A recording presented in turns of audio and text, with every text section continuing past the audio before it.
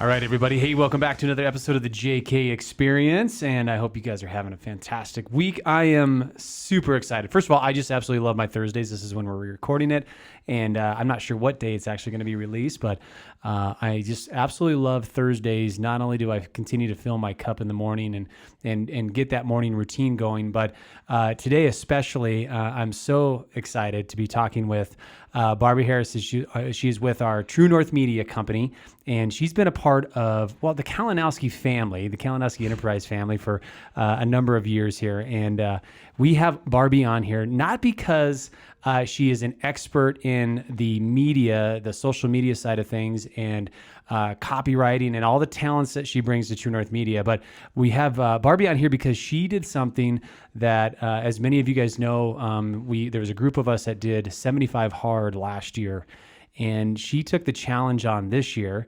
She did it in silence. And I only found out, actually, as you know, Barbie, as you were about, I don't know, like 2 weeks or so from completing it. And as soon as I knew, man, I got chills. I was super excited.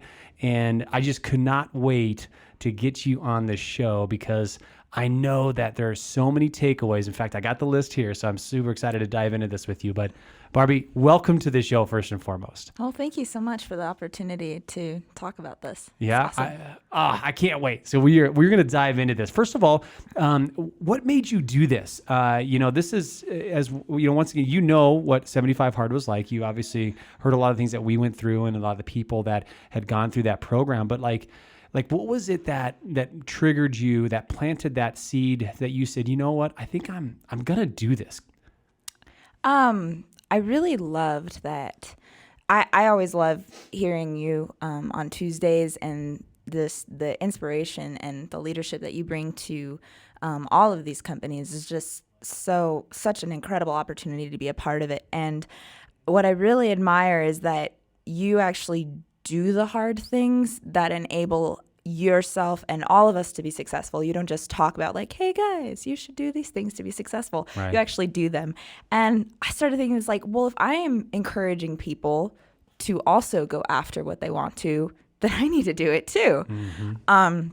And so I think the biggest reason that I did this was, to me, it was a physical representation of what it looks like to go after something, representing that the commitment that you make to yourself and your personal growth has to come first, right, before anybody's expectations or opinions or agendas for you. Yeah. That's really well said right there. So you made a decision to do something, challenging and personal. Why did you do the 75 Hard program? I thought, that's a bit of a challenge, to put it lightly. Right. But it's not something that is completely unrealistic. Yeah. It's like, okay, I could maybe see myself doing 2 workouts a day. And gosh, I already drink a gallon of water a day. Okay, the diet part, yeah, that would suck. That would suck. But, why not? Why not go for it? And really, obviously, it's your example. I wouldn't have even known about it had you not introduced us to it. So definitely you have a huge role in taking credit for that. Yeah. Well, thank you. I appreciate it. Well, it was, the thing that I'm so impressed on is that going into the challenge, I wanted a group of people going it through with me, and you did it by yourself, and that is just absolutely impressive because there are challenges along the way, and to have that support system and have other people kind of going through misery with you, there's something wonderful about it because you have this connection with other people. And now obviously we have a connection because we have this commonality of going through challenging times, even though you did it separately and you did it at a different time in your life. But, for you to go through this by yourself, I really kind of want to unpack that. And I'm sure through these 11 takeaways that you had, you're gonna share with us. So let's just get into it because I'm super excited to really get your takeaways. Everybody's are different, which I think is amazing and wonderful. There are definitely some similarities for sure throughout it because you do go through a lot of the same challenges, but our takeaways are so much more personal. And so I really want to unpack that as we go forward. So the first takeaway, which and once again, 11 of them, which, we don't do 10, we do that extra one more, that extra rep, right? As Ed Milet will say. Your first takeaway was just do it. Tell us about that. So as a perfectionist, I definitely procrastinate on the things that I don't know how to do the right way or the best way.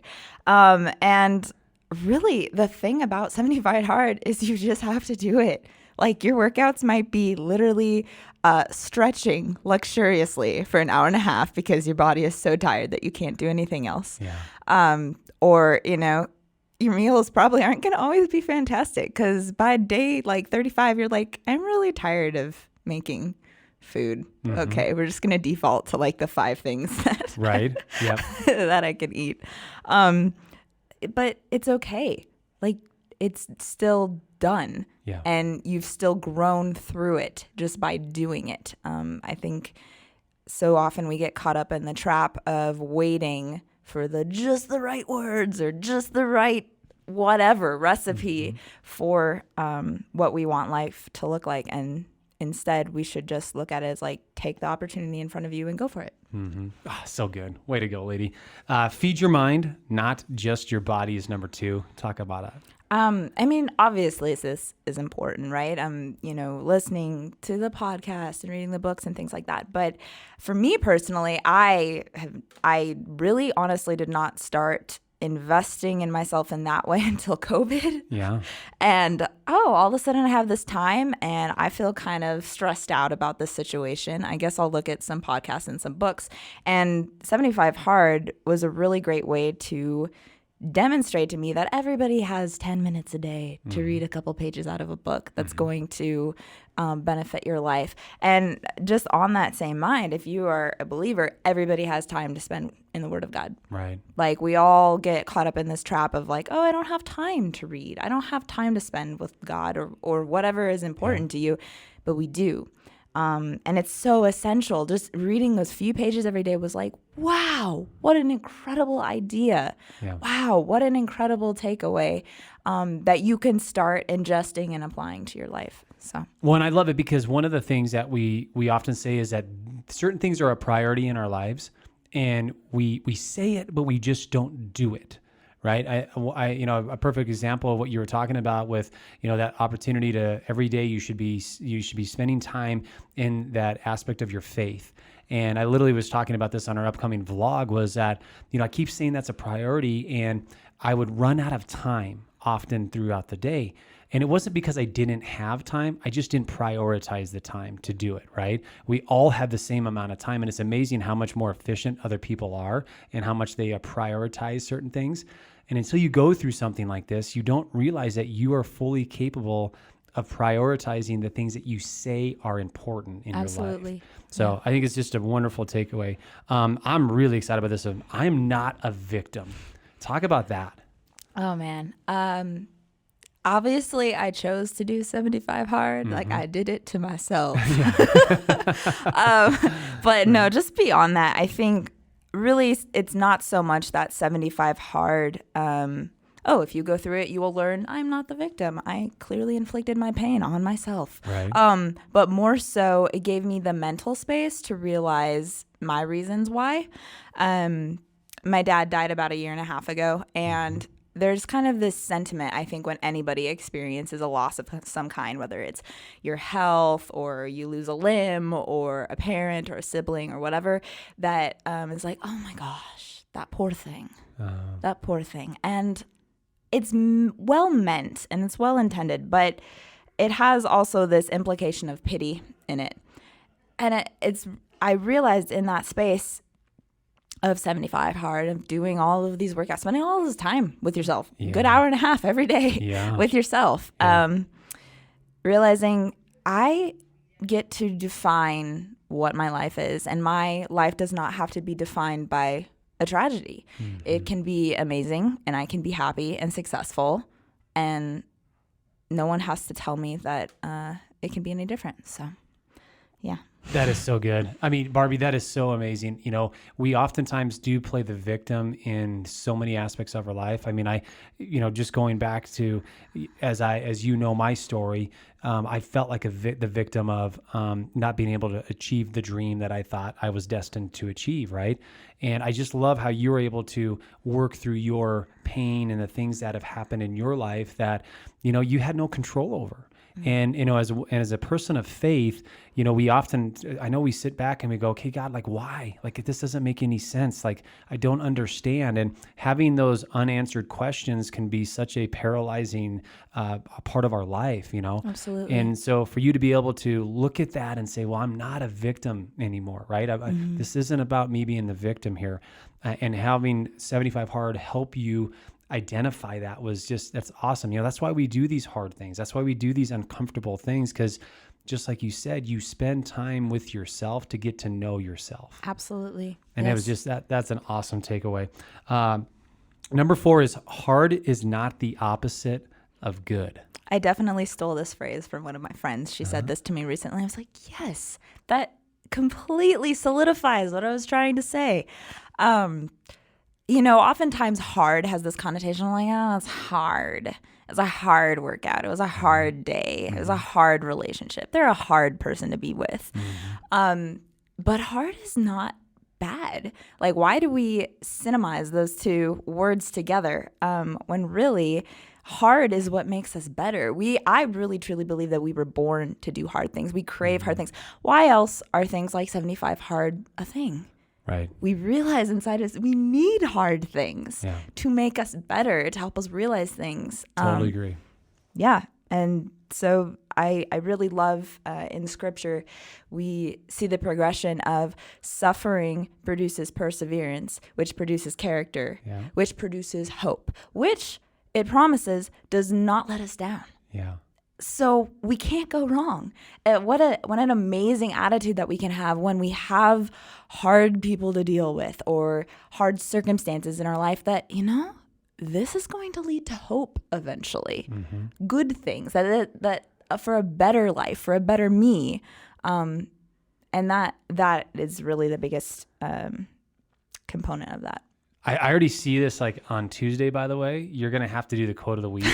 And it's going to be hard is not the opposite of good. And exactly what you just said right there, that is a message that I think that you can give to people. Because that is like, I'm getting inspired just listening to you.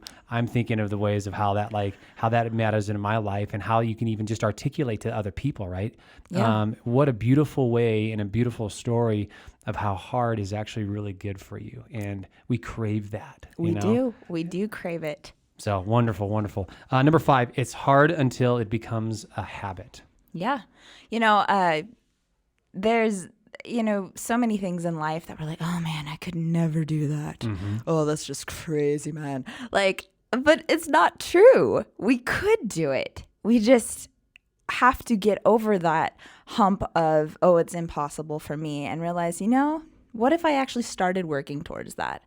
And then over time, developing that behavior in sequence becomes a habit. And then it gets easier. Like now, I still am doing an hour and a half of exercise every day because I'm in that routine of getting up super early and just getting it all done at once. And it doesn't seem hard anymore. Yeah. But at first, man, that was brutal. That was really brutal. So I think that is maybe the hardest part of anything hard, is getting to the point where it does become a habit. Right. Well, and once you do that, you have those breakthroughs. I think one of the things that I realized through 75 Hard was that you can do things that you didn't think you were capable of doing, but then they become a routine, just like you said, and you realize that, like, no, I'm fully capable of doing stuff like this. Like, no, I can fully do this. I exercise my no muscle a lot more, right? And I also exercise my commitment muscle too, because I just know that I've got to get it done, and you find a way to get things done, right? Yes. Yep. All right, number 6, never give up on you. So this one to me is really the concept of you have to ultimately make your growth and your personal development trump everybody else's agendas for you, and realize that you are not worth giving up on. Yeah. Other people might abandon you, but you're ultimately going to be the one that is driving your career or your health or whatever it is, and you cannot expect another person to do that for you. And with that, there's so many things that we have to say no to in order to make that complete commitment to ourselves. And what a thought that I had during the 75 hard was, no is really a scary word to say to people. Right. But you have to keep commitments that you make to yourself in order to be available and be the best version of yourself for other people. Even in the Bible, we see that Jesus often withdrew to solitary places to pray. And I never thought about it in this way, that the author writing that must have been told no. Can you just see that? Like, oh, by the way, Jesus got up early in the morning and he went off to a solitary place to pray. Like, how would they know that? They would have had to have a conversation. Hey, Jesus, it's really early. What are you doing up? I'm going to go pray. Hey, can I come? No, man, stay here. Like, can't you just see that? He literally had to tell his friends no. Right. If Jesus can say no to something in order to keep that absolute commitment of spending time with God, refreshing his spirit so that he could be who he needed to be, then so can I. Yeah. And I love that, as I was reading that, it wasn't just, I think it's really easy to say never give up. You were so intentional with the last part of it, which a lot of people forget, right, is on you. And we forget about ourselves, and we forget how important it is to not only believe in ourselves, but to feed ourselves and to do all of these things, because we know that if we can take care of ourselves first, we be so much for so many other people. And I just, that you just said it so beautifully there, with how important it is to feed your spirit. Right. And I love that. And I know that you definitely discovered that. Your change, their comfort, or your change is greater than their comfort. What is that? Yeah. Your change is greater than their comfort. Okay. People are going to freak out. Yeah. And you've said this a lot, but 75 hard really just opened my eyes to that firsthand, because I've not necessarily had a lot of strong reactions to things that I've chosen to do, except this. Wow. Literally the first 2 weeks were like, oh, so you mean that we should feed you cookies, right? Or, Barbie, I think you just need to have a Reese's peanut butter cup right now. Right. Things like that. And it was crazy to me to see that reaction to something that was important to me for developing myself further. And I think that is really an important lesson to know, is people are going to freak out when you start changing things and making changes in your life that are better for you. But change anyway. Yeah. Change anyway. Yeah, it's so important, because you're right. So many people, their discomfort is the fact that you are growing out of this circle of where they're comfortable having you in, right? And they don't want to either lose you, or they don't want you to start experiencing other things outside of what they're comfortable with. It's not about you. It really is a reflection about them and where they're at. Totally. Yes, 100%. It greatly reflects on their comfort level with themselves. I think a lot of it has to do with comparison. What? You're doing an hour and a half of exercise every day? Mm-hmm. It really does say a lot about how they feel about themselves, and you cannot let that affect you. Mm-hmm. You have to commit to changing anyway. Yeah.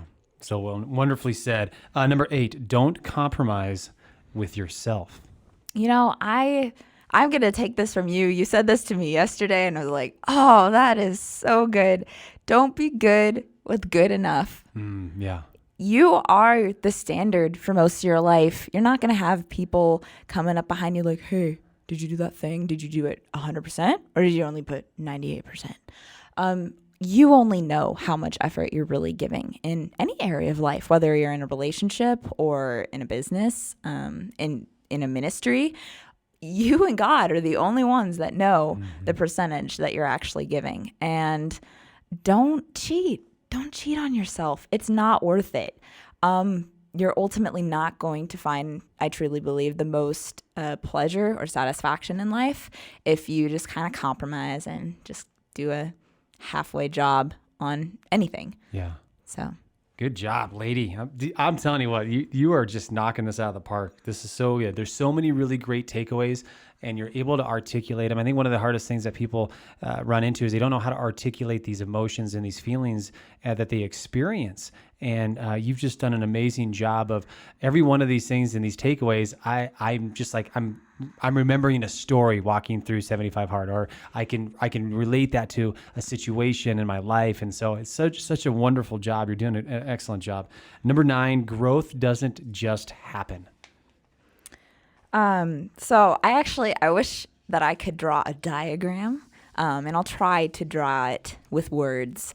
But I really see this as like a huge circle of what growth looks like.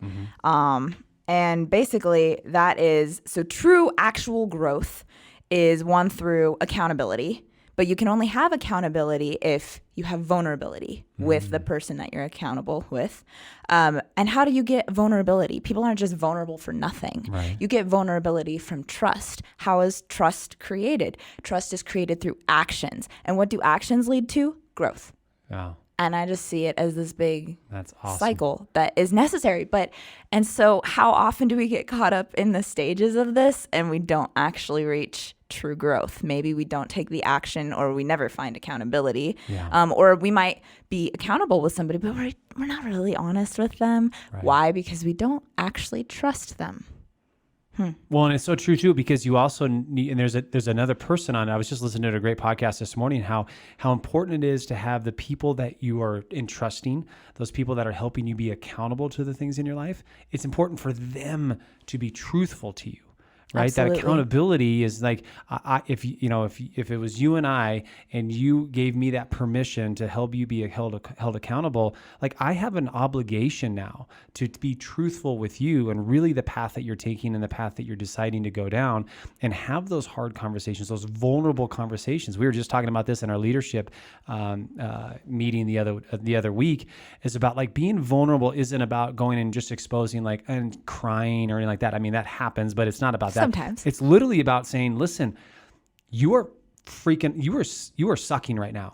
Like you suck right now. You're not doing a good job. You're totally not showing up for your team. You're not, that's vulnerable, because you're going to tell somebody something really hurtful potentially, and you don't know how they're going to react. So I think that's an awesome diagram. And I'm going to challenge you. We got to get that out there, because that's a wonderful way of explaining it. And I love that process, because vulnerability is so key, but you got to have the trust.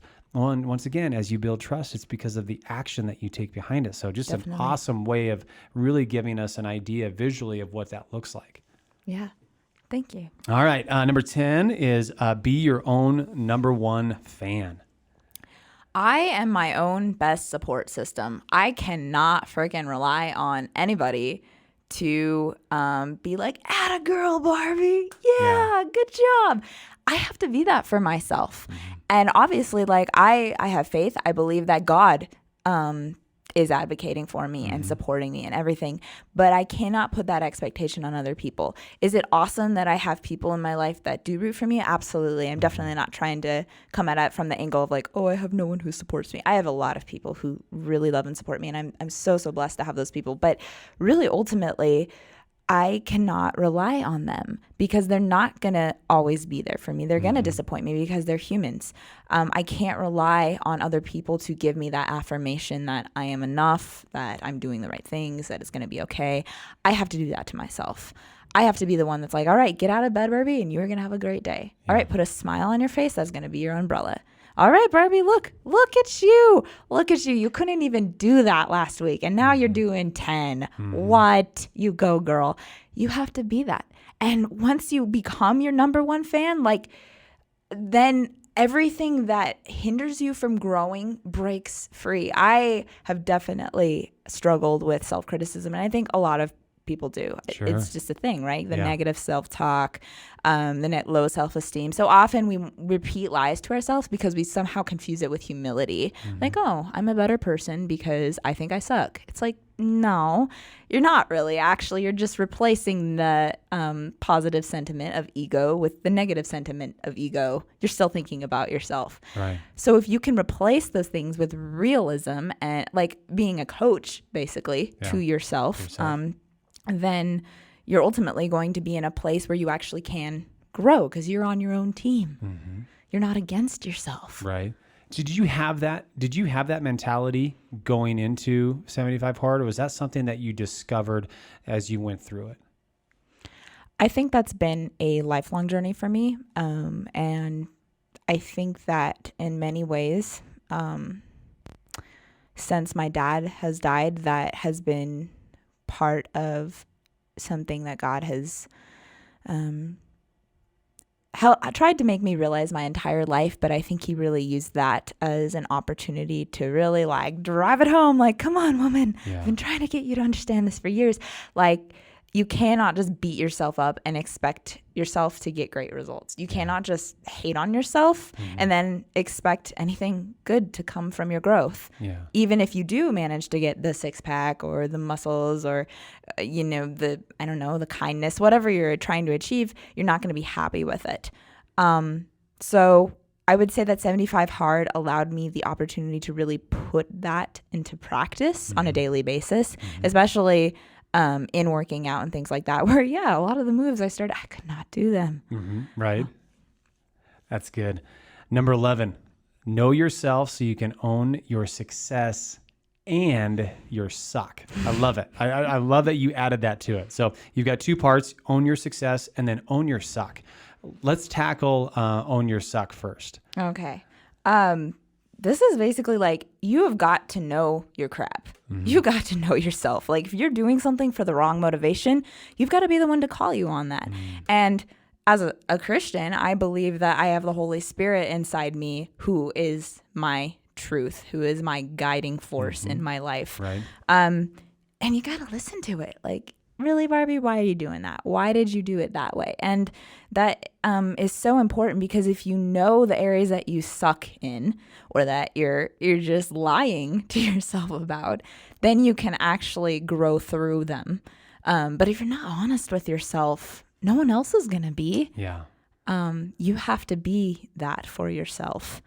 And ultimately, we might do things for specific motives that appear good on the surface, but really they're just disguised as living for other people, Right. or living for other people's opinions or acceptance of you. And ultimately you're gonna burn out because you are relying on external situations and circumstances to feed your soul instead of looking to within and using that as your motivation to be better. So I see that being just essential for knowing yourself. And the second part of knowing yourself is owning your success, because once you've realized all the ways that you suck and that you need to improve on, you can also know yourself. What does a win look like for you? Wins look different to everybody. I'm never going to have a six pack of abs, and that's okay. For other people, that is their win. That's awesome for them. You have to be able to accept your results as your own and no one else's, and that is enough. Your body or your mind or your talents or your life is not going to look like someone else's. It might not look like, a family member's or your friends or anyone else on social media or a movie or anything like that. It's ultimately going to be so much more beneficial to you if you are able to take that step back and be like, oh, it doesn't have to be. Right. It doesn't have to be. I won today because I got out of bed. I won today because I took a walk. I won today because I tried a new food that I was really uncomfortable with. Like, whatever that looks like to you, that is your win. And then you can own that and be proud of that. And it frees you from the comparison game, which is ultimately just going to drag you down. So Well, I love that. I mean, one of the things that you highlighted, and I know what you're saying here is like just to tell the truth, right? And a lot of us have to discover what that truth is. And when we start telling ourselves the truth, which is like own your suck, right? And then own your success, because I think that we, as human beings, we naturally are going to, one is we either make up the story to a certain point, right, to make it in our favor, but then we also don't give ourselves enough credit for the things that we do.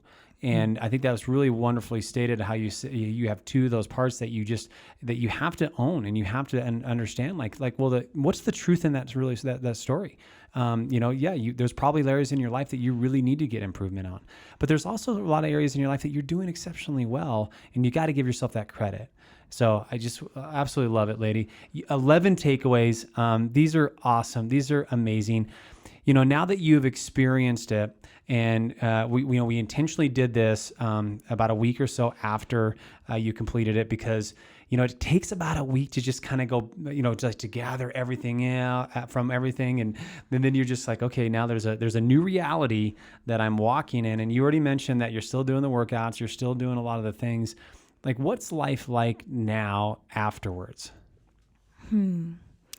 I really think, realizing that I have time to be intentional with myself, whether it's reading a book or choosing a healthy meal or doing that extra workout for the day, I do have time, and I'm in control of it. I think has really been and also the ability to say no. Yeah. I actually had a situation where I was offered dessert last night. I was hanging out with some friends, and my friend was teasing me. She's like, Barbie, you're off 75 hard. Why aren't you having it? Don't you want it? And I was just like, I'm not feeling it. Yeah. And it was just so freeing to be like, I don't have to say yes to everything. Yeah. Well, I tell you what, I am so excited. Last week I started revisiting. I listened to the updated podcast from Andy Frisella, and I started getting that. I started planting that seed again, like, 75 hard. Maybe there's another round. And as we both talked about previous to this, is like, there's always that chance of maybe doing the second round, like doing another 75 of it. And we both know the commitment now. We both know like the discomfort and all the things, but we also understand very clearly the things that happen that are so life-changing and so positive that here we go. And as I listened to Andy talk with another gentleman here recently, they spoke specifically about, hey, listen, you thought you had great growth the first time you did it, like you grow leaps and bounds the second time you did it. So that intrigued me. But then also listening to you, I'm telling you that seed is germinating, and I'm really excited about that challenge potentially here again. So I'm going to be praying about it. I'm going to be really thinking about it. And there's a good possibility of me doing that second round because of just that excitement that you experienced, the life-changing takeaways that you went through, and how you have really evolved and what that's meant in your life. It's been pretty inspirational, lady. And you just did an awesome job. I know that people are just sitting back on, man, that sounds amazing. Like, that sounds horribly hard, but it also sounds amazing. And maybe that's what I need in my life. So those of you that are out there listening to it, Barbie, what would you say to them if they're just contemplating it? Or if maybe they have this belief system that, well, Barbie's pretty special and there's just no way that I could do this. What would you say to somebody like that? Shush. You got this. Yeah. You can do it. Anybody can do 75 hard. Anybody can do it. Yeah. Just like that. That's awesome. Well, lady, I am super impressed. Absolutely love you. You are just, loved you before, but now I just super am impressed with what you did, that commitment that you made to yourself. You took the time, you took 75 days to truly dive into who you are, rediscover who you are. And I know that there's going to be some great things that are going to open up for you in the next chapter of your life because of this. And I'm so glad to be able to have that in common with you. So congratulations. Thank you so much. All right. Well, you guys, hey, as always, we appreciate you guys listening. And I know you guys have taken away some great things. I took away some great things. Barbie and I are going to catch up after this and really start to figure out how we can take some of this content and get this out to you guys in more detail. But share this with somebody. I'm telling you, this is, the 75 hard is just as Barbie said, just do it. Like, you can do this. Anybody can do this, no matter what age, no matter what your health situations are. There's things that you can do to go through this. And it is most certainly the best thing that you'll ever do for yourself. All right.